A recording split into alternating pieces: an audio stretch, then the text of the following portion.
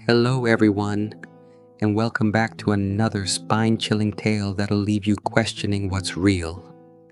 Today, I'm sharing a true story so bizarre, so unsettling, that it'll stick with you long after this video ends.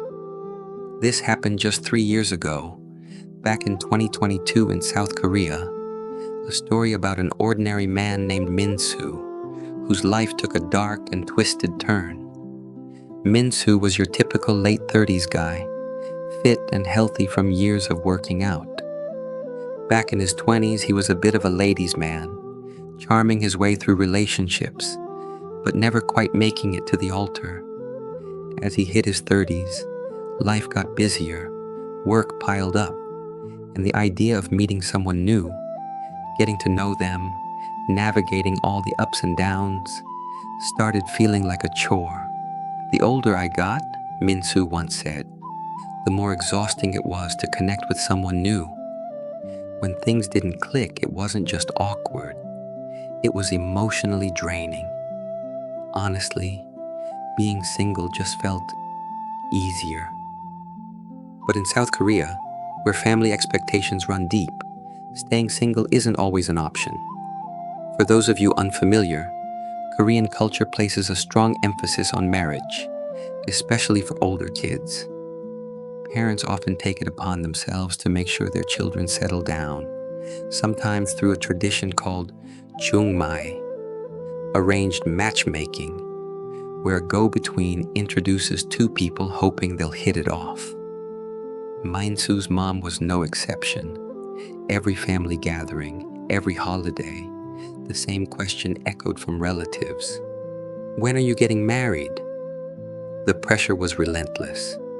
One evening, Min-soo came home from work to find his mom dropping a bombshell. "You're getting married this year," she declared.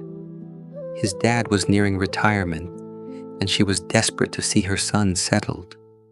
When Min-soo protested, saying he wasn't even dating anyone, his mom pulled out a photo and slid it across the table. "Take a look at her," she said, her eyes gleaming. "Isn't she lovely?" The woman in the photo was 4 years younger than Min-soo, and she was stunning. His mom explained she'd gotten the photo from a matchmaker, an elderly woman she'd met at a cheolhakwan, a kind of fortune-telling parlor where people go to have their futures read, a bit like visiting a psychic or tarot reader in the West. This matchmaker had a reputation for pairing couples who went on to live blissfully happy lives. Mom had given her every detail about Min-soo, his height, weight, even his blood type, to find the perfect match.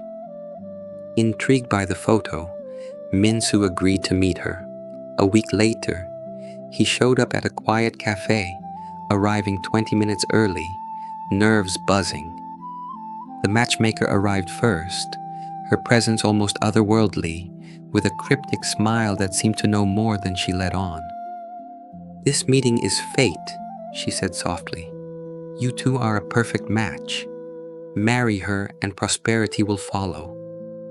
Her words sent a strange chill down Min-soo's spine, but his excitement overshadowed any doubts. Right on time, she walked in, Ji-yeon. She was even more captivating in person than in her photo, with a calm, articulate way of speaking. But as they talked, Min-soo's confidence began to waver. Ji-yeon was a high achiever, a graduate of a prestigious university in Busan, with a master's degree, working as a respected instructor at a private academy. Min-soo, on the other hand, had a vocational high school diploma, a community college degree, and a modest job at a small company. Their incomes were worlds apart, and he started feeling inadequate. Summoning his courage, he asked her directly, "Why would someone like you want to be with someone like me? Doesn't it feel like you're settling?" Ji-yeon smiled gently and replied, "Degrees and jobs don't matter to me. I care about finding someone healthy, someone who takes care of themselves." She even suggested they get full health checkups together before moving forward. Her sincerity disarmed him, and the conversation flowed easily. By the end of the night, they'd shared dinner, and a spark seemed to ignite. Min-soo left the date floating on air. When he got home, he couldn't stop raving to his mom about how well it went. "Finally, you're making me proud," she teased, beaming. Over the next few months, Min-soo and Ji-yeon grew closer, meeting often and building what felt like a real connection. 3 months in, he went to meet her parents. Ji-yeon's mom welcomed him warmly, but her dad was conspicuously absent. "Where's your father?" Min-soo asked.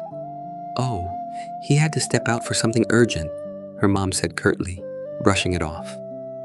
As wedding plans took shape, booking the venue, picking a honeymoon destination, shooting engagement photos, Ji-yeon's dad remained a ghost.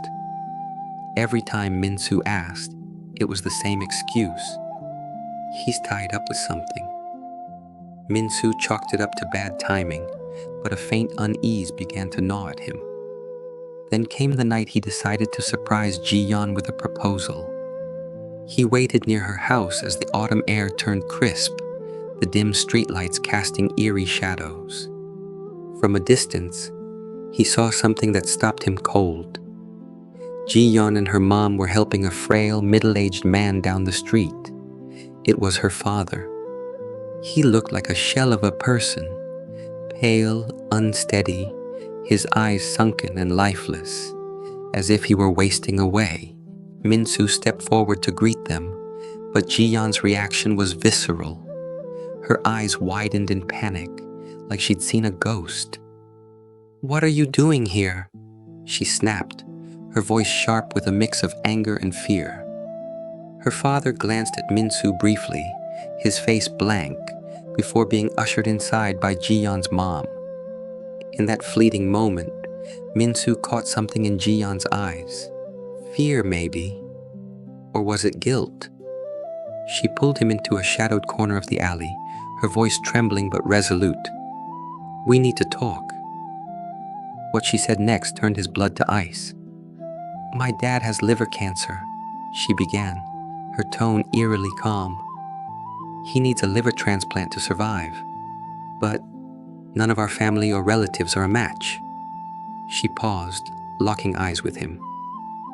"You have the same blood type as him, Min-soo. You're healthy. You don't drink. Would you consider getting tested to see if you're a match?" In that moment, everything clicked. Her emphasis on his health during their first date, the matchmaker's oddly specific questions about his blood type and lifestyle, her father's constant absence. It all wove together into a horrifying realization. This wasn't about love. It was about his body, his liver, the matchmaker, Ji-yeon's mom's urgency to rush the marriage, even that strange knowing smile from the old woman. It all felt like a calculated plan to lure him into becoming a donor. Min-soo stood paralyzed, his mind reeling. Did Ji-yeon ever care for him, or was he just a means to an end? Those warm moments, her soft smiles during their dates, were they all a lie? Unable to respond, he watched as Ji-yeon's expression hardened. "If that's how you feel," she said coldly, "then we're done." Her voice was like a blade, dismissing him as if he'd outlived his usefulness. She turned and walked away, the door slamming behind her with a hollow echo. Min-soo was left standing in the alley, his heart pounding with betrayal and dread. When he got home, he poured out the whole story to his mom, who was furious. She tried calling the matchmaker, but the number was disconnected. Neighbors later whispered that the old woman had vanished, with rumors swirling that she'd orchestrated similar matches to deceive others. The aftermath left Min-soo broken. He stopped trusting people, shunning not just matchmaking, but any chance of meeting someone new. "If we'd gotten married," he later said, I might have been pressured to give up a part of my body in the name of family, in the name of love. What haunted him most was Ji-yeon's final look, that cold, piercing gaze, as if his refusal had stripped him of all worth. To this day, Min-soo has nightmares. In them, Ji-yeon and her father stand in a sterile hospital room, staring down at him as he's strapped to an operating table. They don't speak, but their eyes burn with hunger, for his body, for his liver.